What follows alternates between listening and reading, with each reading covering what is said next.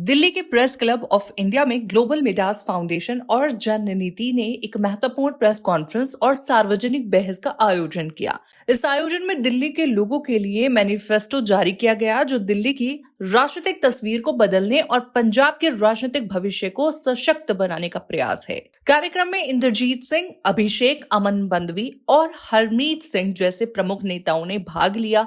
उन्होंने इस मैनिफेस्टो को दिल्ली और पंजाब दोनों के लिए एक नए राजनीतिक दौर की शुरुआत के रूप में पेश किया। इस दौरान वक्ताओं ने आम आदमी पार्टी की आलोचना की और कहा कि पार्टी अपने चुनावी वादों को पूरा करने में पूरी तरह से विफल रही है। उन्हें आरोपित किया गया है कि वो मुख्य प्रशासनिक मुद्दे से भटक गए और सिर्फ वोट बैंक की राजनीति करते रहे। इंद्रप्रीत सिंह ने दिल्ली सरकार पर तुष्टीकरण की राजनीति करने और दिल्ली के व्यापारिक वर्ग के लिए नीतियों को नकारात्मक रूप से प्रभावित करने का आरोप लगाया। उन्होंने पंजाब के सरकारी खजाने के गलत इस्तेमाल का आरोप भी लगाया, जो दिल्ली के चुनावों में खर्च किए गए थे। इसके साथ ही अमन बंदवी ने सुझाव दिया कि सभी राजनीतिक दलों के घोषणा पत्रों को कानूनी रूप से बाध्यकारी बनाया जाए। उनका कहना था कि मौजूदा समय में पार्टियां घोषणा पत्र को सिर्फ एक प्रतीकात्मक दस्तावेज मानती है, लेकिन इस बदलाव से वादों की जिम्मेदारी तय होगी।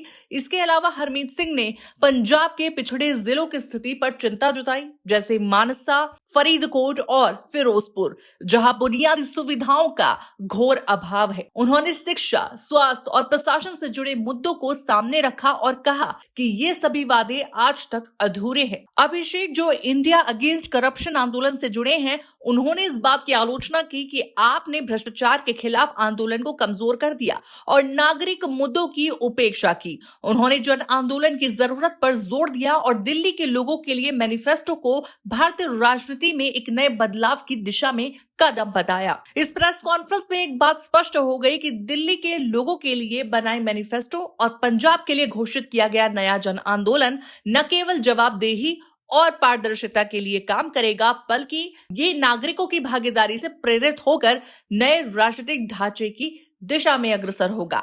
यह कार्यक्रम एक नई राजनीतिक क्रांति का संकेत दे रहा है, जिसमें लोकतांत्रिक प्रक्रिया की मजबूती और नागरिकों का अधिकार महत्वपूर्ण स्थान पर होगा। आखिर में यह देखा जाएगा कि क्या इन नए प्रयासों से दिल्ली और पंजाब की राजनीति में वास्तविक बदलाव आ पाता है और क्या ये आंदोलन देश भर में एक बड़े राजनीतिक बदलाव का कारण बनेंगे। राजेंद्र नगर विधानसभा से अपनी नॉमिनेशन फाइल करी, तो मैं सरदार इंद्रप्रीत सिंह, तो हमने वहां से मैंने नॉमिनेशन भरा। साथ ही साथ में जो राजेंद्र नगर है, ये वो सीट है जहाँ से राघव चड्ढा, दुर्गेश पाठक और यहाँ के जो मेयर है वो सारे के सारे उसी एरिया से आते हैं। जब हमने वहां नॉमिनेशन भरा और 5 साल से हमारा ये कैंपेन चल रहा था और जब ये आवाजें बुलंद होने लगी तो 55 से 60% वहां की जो वोटें हैं वो सिख और पंजाबी होती है। किसी भी पार्टी ने जब नॉमिनेशन का टाइम आया, किसी भी सिख और पंजाबी कैंडिडेट को किसी भी पार्टी ने इसमें से उतारा नहीं। वो एक ऐसी सीट है जिस सीट पे 100% बीजेपी को वोट जो है बाइकआउट किया जाता है और उसकी सीटें जाती हैं, वोटें जाती है सिख और पंजाबियों की आम आदमी पार्टी को। साथ ही साथ में जो वहां का पूरा इंडस्ट्रियल एरिया है, वहां पे जो भी कारोबारी है मैक्सिमम सारे राजेंद्र नगर से है, तो वो भी अपने जो लेबर को बोलते हैं वो भी वहीं से वोट डालते हैं। अब जब वहां पे हमारी एक्टिविटी 5 साल से चलती हुई और ये राजेंद्र नगर वाली चीज को हमने जब उठाया बच्चों के साथ जो हुआ, तब वहां से हमें प्रेशर बनाया गया, बाहर हटने के लिए बोला गया और उसके बाद कुछ ऐसी एक्टिविटीज करवाई गई जो आज तक ना हमने कभी सुनी है ना कभी देखी है। उसका नतीजा ये आया कि जिस दिन नॉमिनेशन हुए तो नॉमिनेशन के दिन में सिर्फ 2 उम्मीदवारों की वहां से नॉमिनेशन खारिज करी गई टेक्निकल रीजन में। मैं पंजाब के कॉन्टेक्स्ट में इतना कहूंगा कि आज हमारे सिटीजन सिविक ऑर्गेनाइजेशंस अलग अलग मोर्चे पे बैठे हैं। टीचर्स जो हैं अपनी सैलरी के लिए, अपनी बहाली के लिए, अपनी पोस्टिंग के लिए संगरूर से लेके चंडीगढ़ तक सड़कों पर बैठे हैं। बुड्ढा नाला दरिया लुधियाना के पास एनवायरमेंटलिस्ट वहां पर मोर्चा संभाले बैठे हैं और किसानों के बारे में हम सब बखूबी जानते हैं वो कब से बैठे हैं और कितना ध्यान सरकार उनकी तरफ दे रही है, ये भी सब जग जाहिर है। अब इससे हमें क्या सीख लेनी चाहिए? हम इसको इस तरह से आज अंडरस्टैंड करते हैं कि जितने भी मोर्चे हैं वो कहीं ना कहीं अपनी आइडियली सोच के साथ आगे चल रहे हैं, कुछ गलत काम नहीं कर रहे हैं, वो सब लोगों की आवाज उठा रहे हैं, जागरूक हो रहे हैं और जागरूक कर रहे हैं।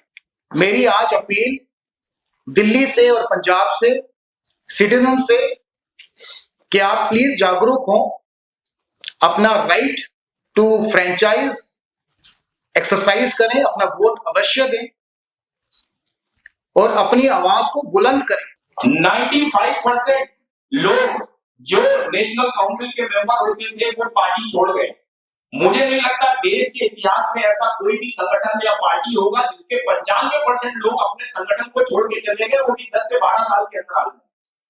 दूसरा, उनकी एग्जीक्यूटिव बनी थी जिसमें 32 मेंबर होते थे, 30 मेंबर होते थे, उनमें से भी ज्यादातर छोड़ के चले गए। फिर इसके बाद जो तीसरा था वो ये था कि हमारा जो बहुत सारे साथी थे इस दौरान उनकी जान गई। ऐसे लोगों की लिस्ट सैकड़ों में है जो आंदोलन से जुड़े थे, उनको कुछ नहीं मिला, वो इस उम्मीद में मर गए कि कुछ अच्छा होगा, लेकिन कुछ अच्छा नहीं हुआ और बुरा हो गया।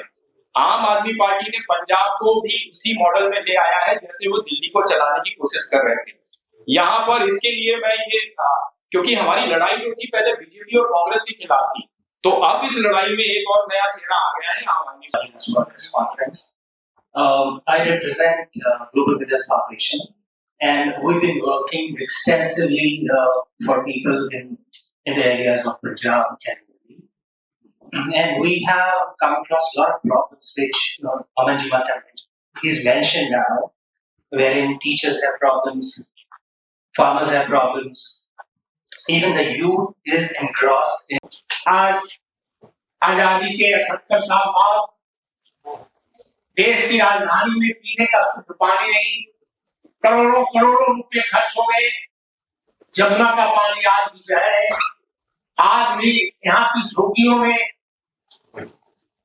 यहाँ की अनऑर्गेनाइज्ड कॉलोनीज में जो जन सिविक सुविधाएं होनी चाहिए वो आज भी उपलब्ध नहीं है। जब चुनाव आता है तो वादे किए जाते हैं, लेकिन वो वादे शर्त के साथ होते हैं। अगर हमारी सरकार बनेगी तो हम ऐसा करेंगे, लेकिन जब सरकार बन जाती है तो उन वादों को भुला दिया जाता है। मैं एक सीनियर सिटीजन होने के नाते आपको बताऊं, पिछले 5 वर्षों से दिल्ली के वरिष्ठ नागरिकों को जो सहायता दी जाती है माहवारी, वो बंद है।